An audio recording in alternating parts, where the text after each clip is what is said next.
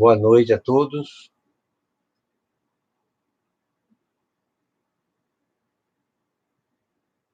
Estamos iniciando mais uma reunião pública doutrinária de nossa casa, da casa de Nina Aroeira,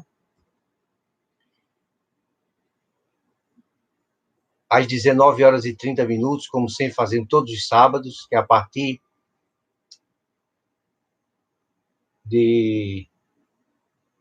desta pandemia, nós fizemos essa pequena alteração. O Grupo Espírita Nina Aroeira terá suas reuniões públicas a partir de então, às 19h30. E que teremos, nesta noite, dando continuidade à programação. A programação é porque tem que botar aqui. Introdução do livro. Aqui não tem o Instagram, né? E como sempre nós fazemos, nós temos a prece inicial. Então, Marisabel, Wilson, boa noite. Então, vamos fazermos a nossa prece, a prece inicial de nossos trabalhos.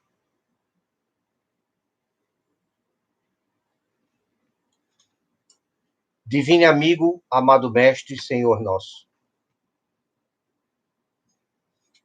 É com muita alegria, Senhor, que os nossos corações se entrelaçam para receber de Ti a ajuda necessária e o amparo dos bons espíritos na realização da tarefa do bem. Ajuda-nos, Senhor, a entendermos essa missão de trabalharmos em nome de Jesus e edificarmos a Tua Santa Divina Igreja em nós mesmos. Para tanto, vamos dizer a Ti, Senhor, que inspira-nos nesta noite, para que possamos trazer o Teu Evangelho, Senhor, em nossas mentes e corações, e recebermos do alto a inspiração do amor e da paz, da luz e da esperança. Por que não dizer da consolação? As nossas almas que ainda tão sofridas necessitam de Ti, Mestre. Que possamos, nesta noite, recebendo do alto a ajuda e o amparo dos bons espíritos, darmos por iniciado mais um dia de reunião pública de nossa casa, a casa de Nina Aroeira.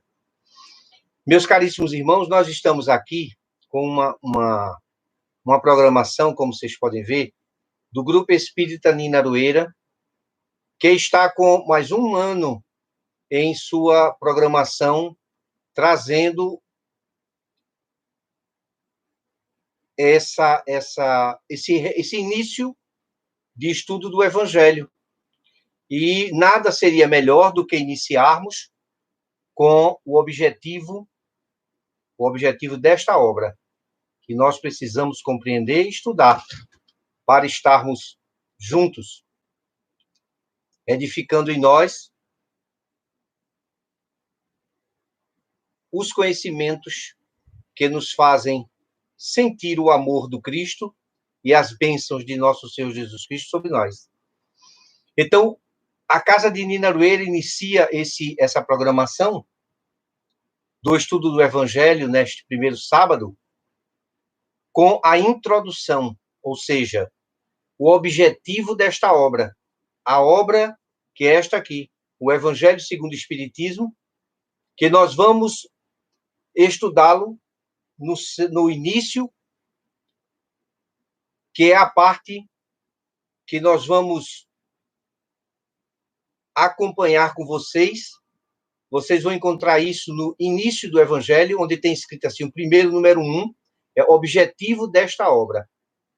E, para tanto, eu vou pedir a todos que possam procurar nos seus evangelhos e acompanhar a leitura.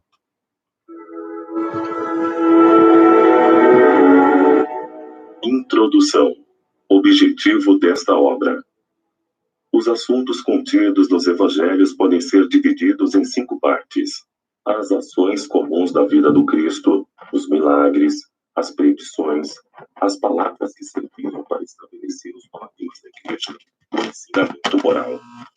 Se as 4 primeiras partes têm sido objeto de controvérsias, a última permaneceu inatacável. Diante desse código divino, submete-se à própria incredulidade. É o lugar onde todas as religiões podem se encontrar, a bandeira sob a qual todos podem se proteger, sejam quais forem suas crenças, porque nunca foi motivo para disputas religiosas, sempre por toda parte, levantadas por questões de dogma.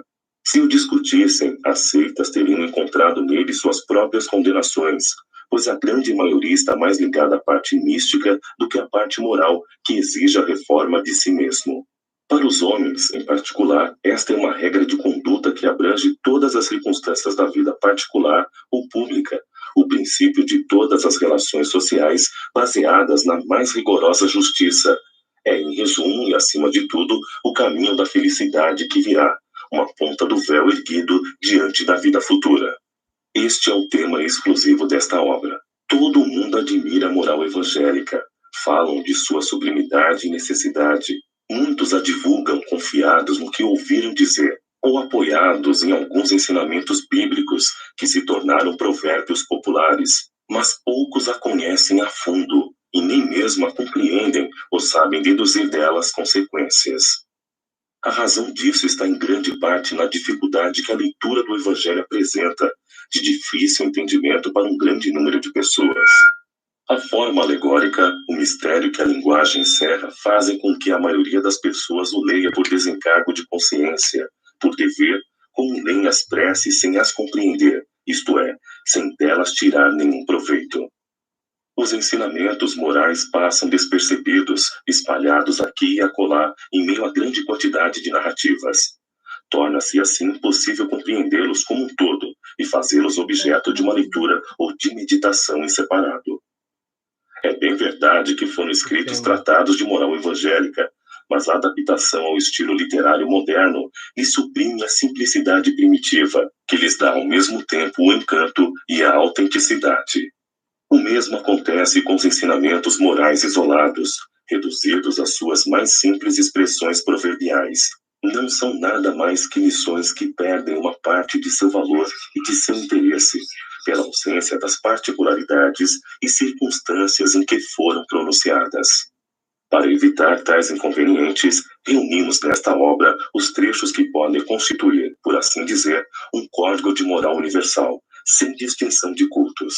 Nas citações conservamos tudo o que é útil ao desenvolvimento das ideias, tirando apenas as coisas desconhecidas que não se prendem ao assunto. Além disso, respeitamos escrupulosamente a tradução original de Sassi, bem como a divisão em versículos, mas, ao invés de nos determos em uma ordem cronológica sem real utilidade neste caso, os ensinamentos foram agrupados e classificados metodicamente conforme sua natureza, de maneira que possam ser diferenciados tanto quanto possível uns dos outros. A ordem de numeração dos capítulos e dos versículos bíblicos foi mantida para consulta, se for necessário. Foi apenas um trabalho material, que, isolado, teve somente uma utilidade secundária. O essencial foi colocá-lo ao alcance de todos, por meio da explicação das passagens de difícil entendimento, e o desenvolvimento de todas as consequências com o objetivo de aplicação às diferentes circunstâncias da vida. Foi o que tentamos fazer com a ajuda dos bons espíritos que nos assistem. Muitos dos assuntos dos evangelhos, da Bíblia e dos autores sagrados em geral, são de difícil entendimento e muitos até parecem absurdos, devido à falta de uma chave para compreender o seu verdadeiro sentido. Essa chave está inteiramente no Espiritismo, como já puderam convencer-se os que estudaram seriamente, e como também será ainda melhor reconhecido mais tarde. O Espiritismo se encontra por toda parte, na antiguidade e em todas as épocas da humanidade. Encontram-se em toda parte vestígios dele nas escrituras, nas crenças e nos escritos, e é por isto que, ao abrir novos horizontes para o futuro, lança uma luz esclarecedora sobre os mistérios do passado. Para completar cada ensinamento, reunimos algumas instruções escolhidas, entre as que foram ditadas pelos espíritos em diversos países, por intermédio de diferentes médiuns. Se estas instruções tivessem saído de uma única fonte, poderiam sofrer uma influência pessoal ou do meio, enquanto as diversas origens, de onde vêm, provam que os espíritos dão seus ensinamentos em todos os lugares e que não há ninguém privilegiado nessa relação. Esta obra é para uso de todos. Qualquer um pode dela extrair os meios de adequar sua conduta moral do Cristo. Os espíritas, especialmente, encontrarão nela as aplicações que lhes dizem respeito. Graças às comunicações estabelecidas daqui em diante de uma maneira permanente entre os homens e o mundo invisível, a lei evangélica, ensinada a todas as nações pelos próprios espíritos, não será mais letra morta, pois cada um a compreenderá e será incessantemente solicitado a praticá-la, aconselhado por seus guias espirituais. As instruções dos espíritos são verdadeiramente as vozes do céu, que vêm esclarecer os homens e os convidar à prática do Evangelho. Bom, como vocês ouviram, o que nós queríamos com essa leitura? A autoridade da doutrina espírita. É que todos nós, ao ouvirmos essas passagens, a leitura dessa passagem na íntegra, eu preferi deixar ela na íntegra do que a gente ir buscando passo a passo. Qual o objetivo disso? É que nós estivéssemos ligados diretamente ao contexto, né? Ao contexto que nós vamos elucidar. Eu estou tentando achar aqui um lugar para o Instagram, porque ele está caindo. Mas vamos tentar deixá-lo aqui no cantinho, onde estava antes.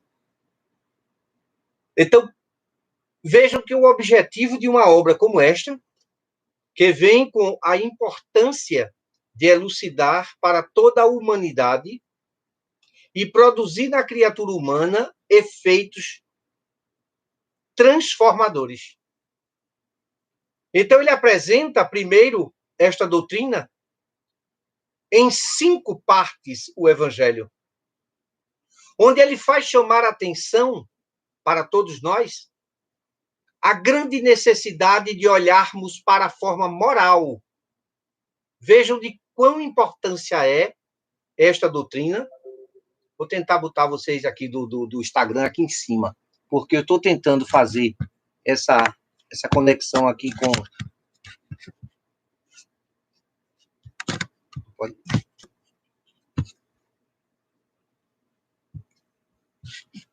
Está caindo aqui.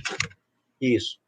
Então, ela fica, para todos nós, de muita importância. Por quê? Porque ela vem nos mostrar este campo principal aqui, que é, ele diz, 5 partes fundamentais. A primeira, o ato comum da vida do Cristo, falando em milagres, primeira parte, predições, as palavras que foram tomadas pela igreja como fundamento dos seus dogmas, e a última parte, que é o ensino moral. As 4 primeiras têm o objetivo de controvérsias, mas a última, porém, conserva-se tão bem constatada, que é a visão moral da do Cristo,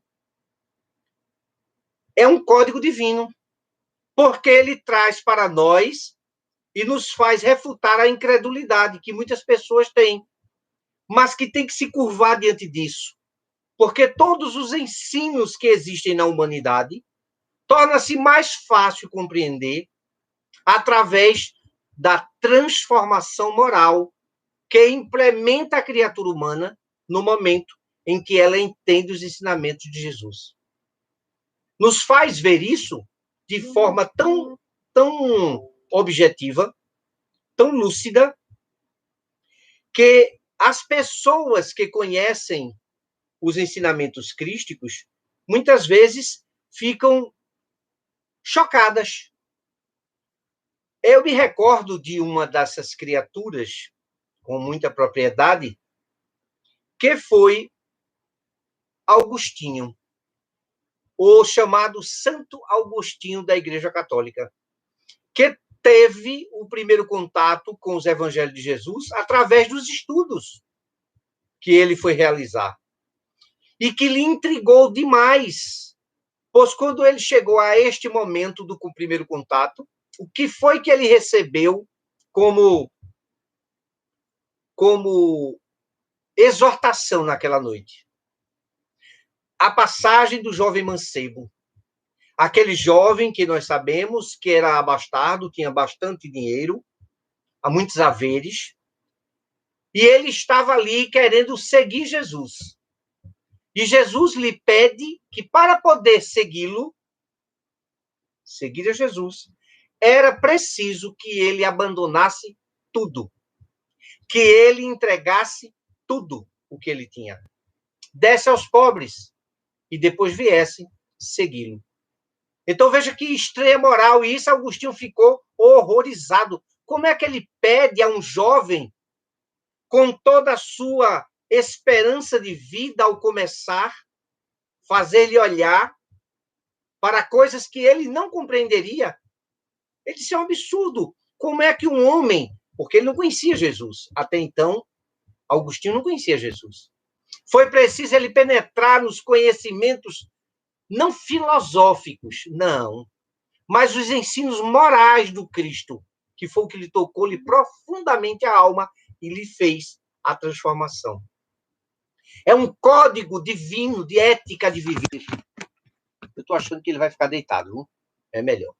É melhor porque ele vai ficar caindo. Então, o pessoal do Instagram, desculpe, mas há uma necessidade de que o aparelho fique deitado.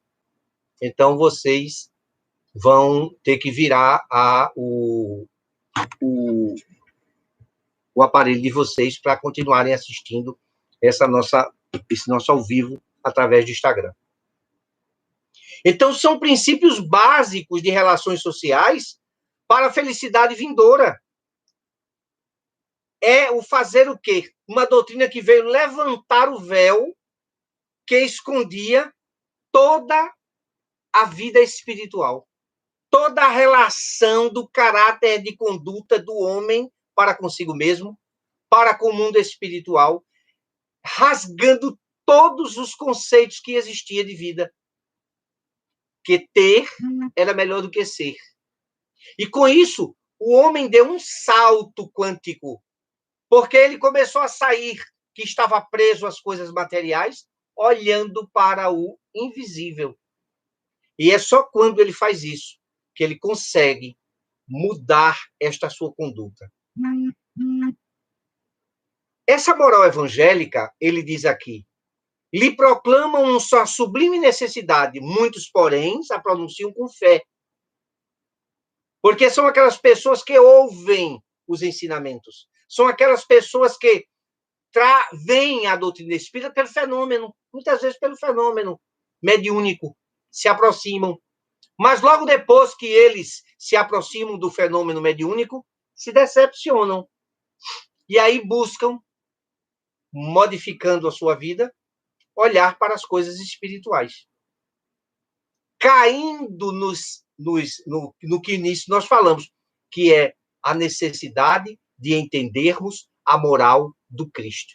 Ela, sim, nos dá a confiança numa vida futura, na sobrevivência da alma.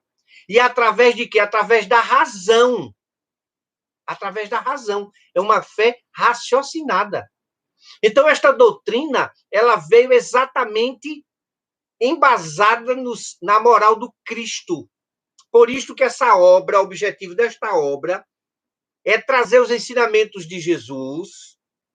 Percebam que ela não traz todo o conhecimento.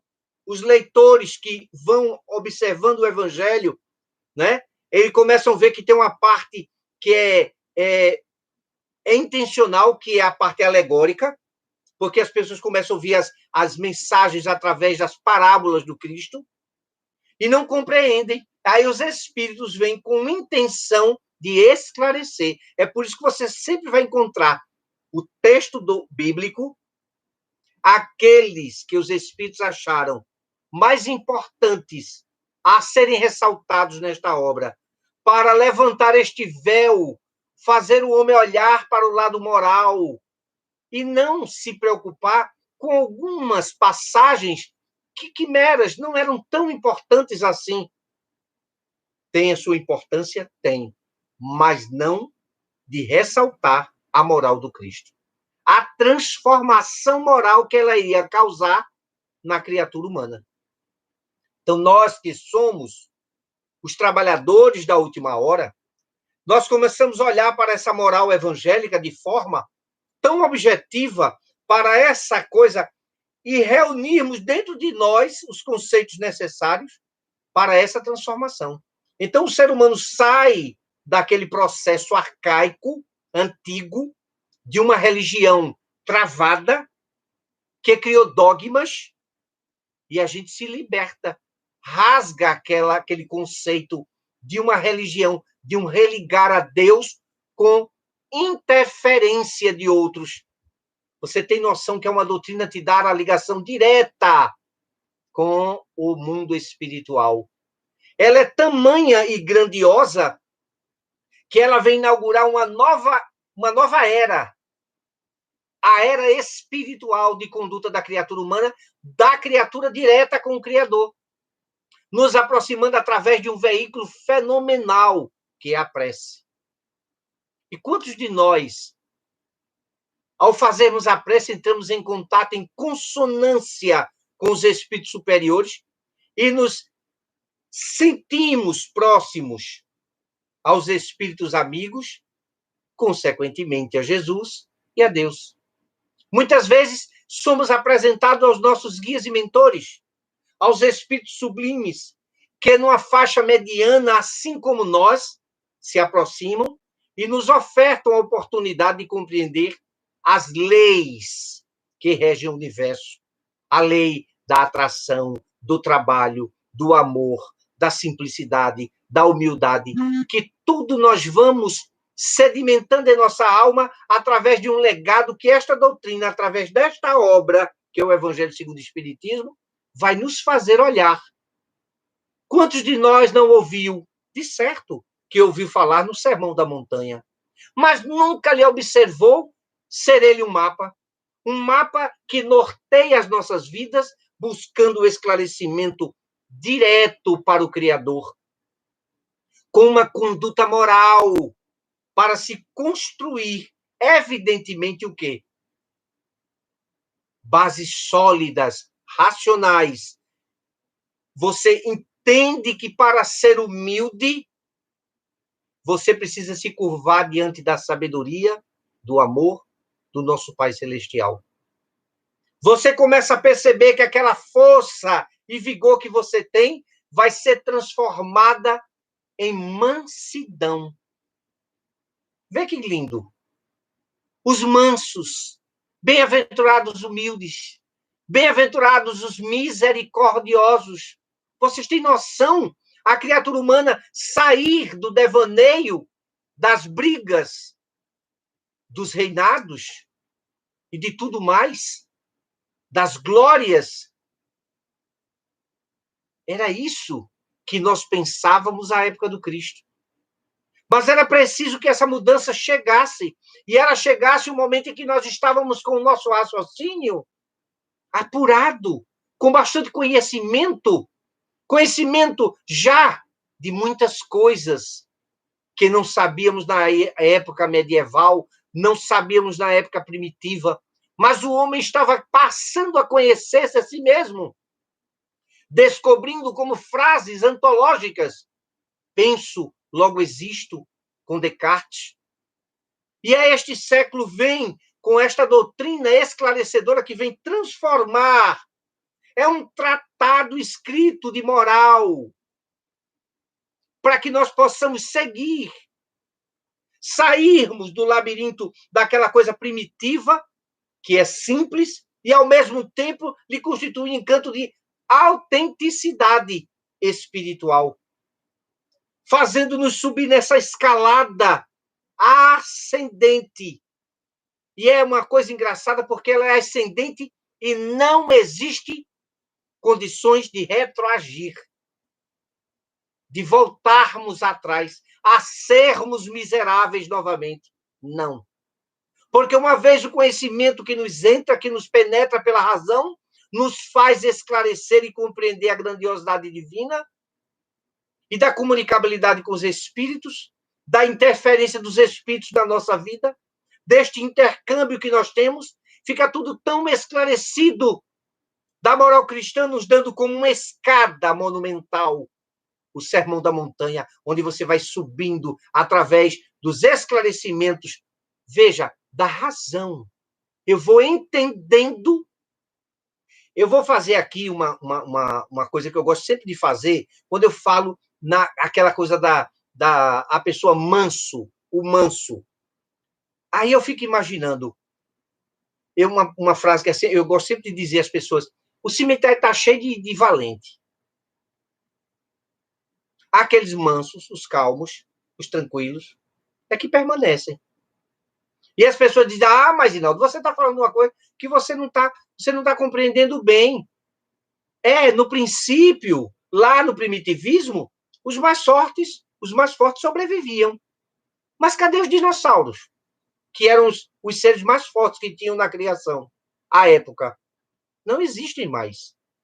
Então, começamos a entender que esse poder de transformação de um ser material que nós comíamos, lembra? A gente comia antigamente para encher o bucho, né? Hoje, nós começamos a compreender que uma alimentação saudável dá-nos a longevidade. Vê que coisa linda.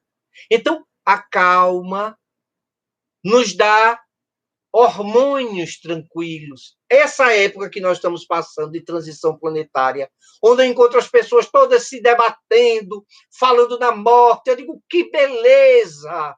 Eu nunca ouvi o povo falando tanto sobre morte, sentindo gostinho. Eu gostava sempre de dizer, né? Tinha um cidadão lá da instituição aqui do Ninarueira, seu Armando gostava muito de falar em Turu. Vocês sabem quem é Turu? Turu ele chamava a morte. A morte. E ele dizia, quando o sujeito começa a sentir um gostinho de Turu arrodeando ele. Aí ele começa a perceber. Hoje as pessoas estão percebendo. Parece que descobriram o oxigênio. Parece que descobriram a América, o Brasil. Descobriram que a morte existe para o corpo físico. E uma realidade que é transcendental para todos nós espíritas. Todos nós vamos morrer. E após isso, é que a gente começou a perceber a nossa fragilidade orgânica. Aí eu vejo os espíritas, eu não sei nem como é que eu chamo, né? Os espíritas, tudo com medo de morrer. Eu acho uma graça. E as pessoas, você não tem medo de morrer? Eu digo, não, porque eu não vou morrer. Eu vou desencarnar. É outra coisa. É muito diferente. Tem gente que morre e não desencarna. Vocês já ouviram falar disso? Tem gente que já está morto, reencarnado ainda. Está petrificado dentro de casa, morto, estagnado. Está morto. É um morto-vivo. Está se tremendo de medo de morrer. Uma coisa inevitável em nossas vidas. É neste momento que a criatura humana está sendo apresentado a um veículo transformador, que é a morte. Transforma você de um ser material para um ser espiritual. Desagrega moléculas, retira de você a parte densa que lhe deixa preso ao orbe terrestre. E aí você, translúcido, sem culpa, sem dor, sem sofrimento, liberto, mesmo sabendo que para sairmos daqui existe uma data de chegada e tem uma data de saída. Mas só quem sabe disso é o Pai Celestial. Então não estamos aqui para adivinhar a morte de ninguém, nem a data de chegada, Porque muitas vezes os próprios médicos conhecedores são 32, 36 semanas, né? De uma gestação, e a gente não sabe precisar o dia que vai nascer. Nós somos tão ainda pequenos que não sabemos precisar o sexo da criança, a não ser por instrumentos da ultrassonografia, que ainda há uma possibilidade de erro. Já vi tanto isso acontecer. Então, nós começamos a compreender que esse mundo insondável do imaterial, ele é tão forte em nossas vidas, que ainda estamos discutindo se quem está vivo no mundo espiritual, com uma possibilidade remota de reencarnar, com a possibilidade remota, por conta das suas fragilidades orgânicas, nós estamos decidindo aqui se devemos matar eles. Veja se existe lógica numa coisa dessa. A criatura humana que reencarnou, decidindo a vida daqueles que vão reencarnar com um abortamento. Criminosos que vão ter que se arrepender do crime. Quanto tempo vai levar? Não sei. Pode ser que nesta encarnação em que nós estamos adiando, seja a última. Tu nunca pensaste nisso, não? Se essa for a tua última, e tu tá aqui levantando a bandeira, mata, mata, mata.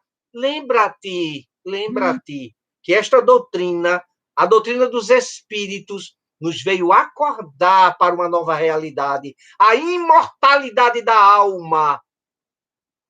A imortalidade da alma. Então, quem tu estás querendo matar vai permanecer vivo no mundo espiritual. E olha, de olho em tu.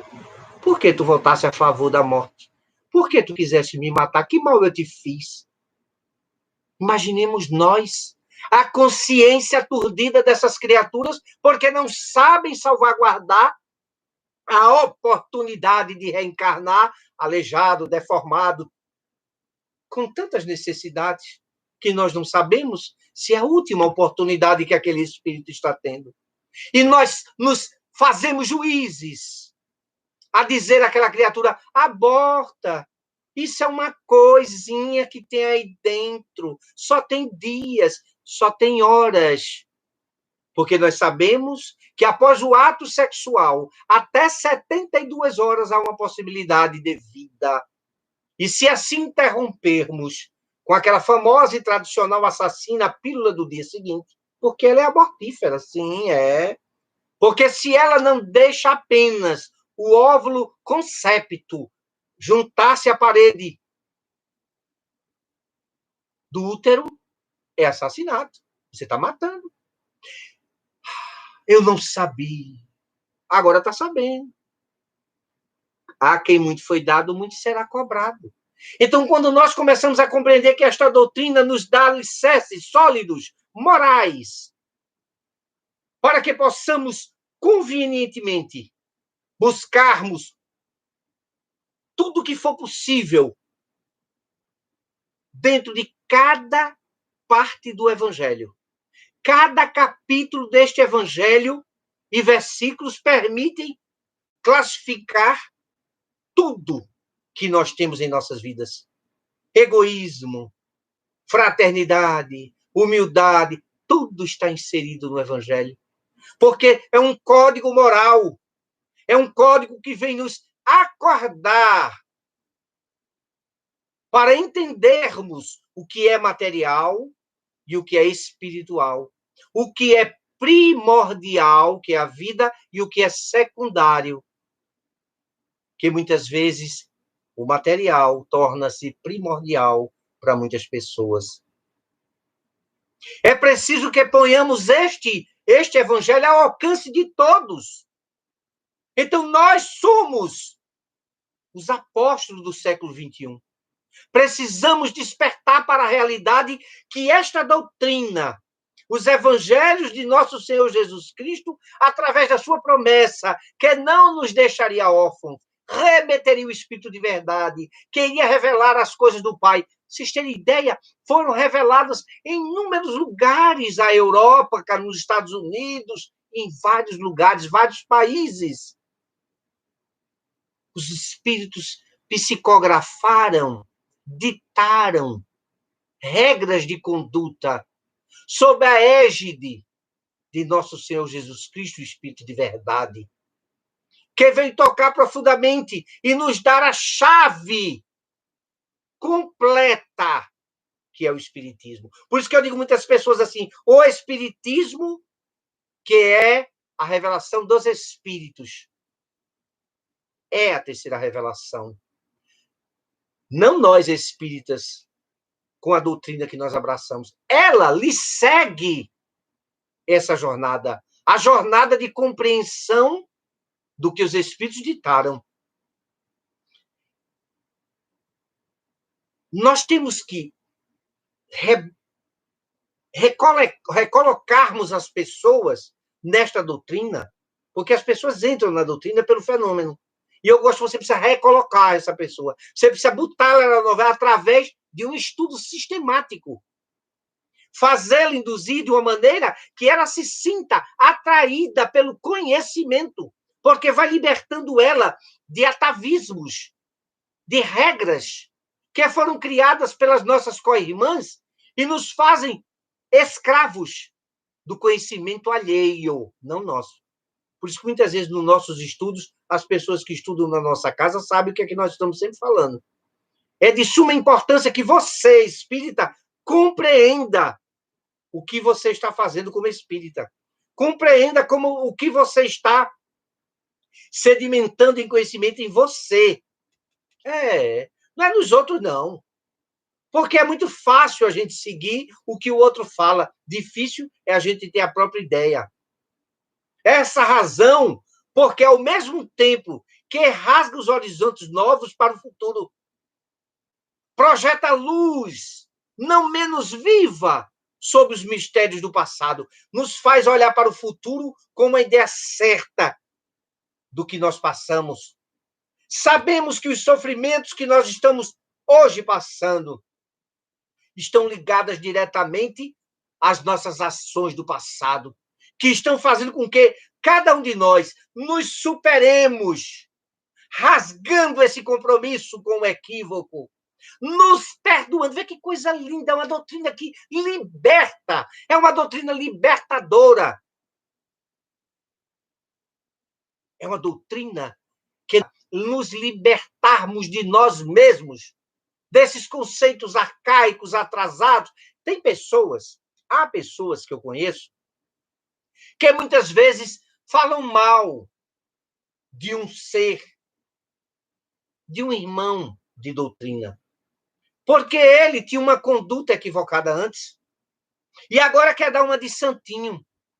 Vemos isso e dizendo que eu não aceito a Madalena arrependida, porque pensava diferente, porque eram hereges. Vocês têm noção que ela continuou matando para aqueles que se antepunham a ela, ao cristianismo. E aí eles partiam com força. As histéricas, as mulheres loucas, eram todas mortas. E quando caiu a caça à bruxa, é que você veja na época de 1400, entre 1200 e 1400, foi uma caçada que a Igreja Católica fez. Não vou chamar a Igreja Católica, não, porque a Igreja Católica é perfeita. Eu vou falar as pessoas que faziam a igreja naquela época. Alguns malucos da cabeça começaram a perseguir os gatos. E vocês sabiam que eles foram mortos aos montes. Quase que se dizimou a quantidade de gatos que existiam, porque eles diziam que os gatos faziam parte das obras satânicas. O tiro saiu pela culatra, porque os gatos estavam numa cadeia alimentar que os ratos eram comidos por eles. E aí, como é que fizeram? Vocês têm noção da explosão que aconteceu, as doenças que vieram depois disso? E ainda foram acusar os gatos, dizendo que as doenças, as pestes estavam chegando, não era por causa da sujeira deles, não, com a questão dos ratos, não. Era porque o gato era miserável e ainda estava trazendo praga. Não. É porque existia o comportamento de uma cadeia alimentar que o homem interrompeu por ignorância. Eu não estou acusando eles de nada, não. Estou apenas mostrando a gente que em cada época a humanidade, para fazer alguns tratamentos, vocês já ouviram falar quanto esta doutrina veio transformar a humanidade, sedimentando no coração do homem este evangelho que tem esta noção de vida. Uma obra que para todo mundo usar. Não foi feita só para espírita, não. Dela podem aurir os meios de confrontar a moral do Cristo com o seu procedimento. Você começa, tem quantas pessoas que fazem isso na doutrina? Abre o evangelho e vai proceder de acordo com o que sai ali. E começa a perceber, meu Deus, eu fazia isso e não sabia. Eu não sabia que tinha que ser manso, eu não sabia que precisava ser honesto. Eu não sabia que eu precisava ser ético. Eu não sabia que vai me causar moralmente uma culpa interior, que eu vou precisar pagar psicólogo, psiquiatra para tomar remédio, porque as minhas dores serão tão grandes por conta disso. Porque o seu procedimento será confrontado com o desta doutrina. Esta obra veio para isso, para acalentar, para consolar a criatura humana. Veja que lindo. Aos espíritas, oferece as aplicações que lhes concerne ao modo especial. Aos espíritas é especial. Graças às relações estabelecidas doravante e permanentemente. À medida que o espírita começa a estudar esta obra metodicamente, como é que nós fazemos isso? Me façam lembrar, por favor, vocês que estão aí nas redes sociais. Com o Evangelho no lar, gente. O Evangelho lá nos dá a oportunidade de estudarmos o Evangelho segundo o Espiritismo metodicamente. Do começo. Começar a estudar a doutrina espírita do começo. Aí você começa a estudar uma obra espírita, que é o Evangelho segundo o Espiritismo, acopla a ela algumas perguntas do Livro dos Espíritos. Ah, mas o Evangelho lá não pode ser grande, não. Não precisa ser grande, não. Ele pode passar de 25 a 30 minutos. E em 25 a 30 minutos dá tempo de você estudar bastante. Porque você vai pegar o quê? A obra toda em parte. Lembra? O R1, o R2, o R3, não é assim, não é por parte. Você também vai no Evangelho. Não é assim? Você vai por parte, estudando trechozinhos. Não precisa ser... Ah, eu tenho que ler o capítulo todo. Não, senhor, não precisa isso. Você vai lendo trechos. E esses trechos vão aludir a você o seu dia a dia. A esses momentos gloriosos que nós estamos passando, que vão nos sedimentar a coragem de entendermos o que nós estamos passando. E doravante, nós vamos começar a olhar entre os homens e o mundo invisível uma ligação que nos fazem estabelecer a lei evangélica como sendo a principal, é a lei moral, a lei de transformação da humanidade pelo bom senso. Eu vou vendo que o evangelho me diz que eu preciso ser calmo, ser paciente, sabe? E aí eu sou meio nervosinho, sou meio ignorante. Aí o que é que vai acontecendo? Vou domando, vou sedimentando em mim no evangelho e vou apagando as coisas ruins e elas vão sumindo da minha vida. E eu vou levar porque eles não sabem o que fazem. Mas nós que constantemente e fervorosamente, Senhor, estamos contigo, nos auxilia nessa jornada e nesses dias gloriosos que nos farão ascender ao mundo espiritual de forma translúcida, Senhor. Se daqui partirmos com a única intenção de progredirmos e de amarmos os nossos irmãos. Que a paz de nosso Senhor Jesus Cristo permaneça com todos e que estaremos aqui amanhã, às 10 horas da manhã, dando continuidade ao nosso estudo, o bate-papo que nós fazemos. Mas ao grupo Nina Aroeira estaremos aqui no próximo sábado, rogando a todos muita paz e que Deus nos abençoe.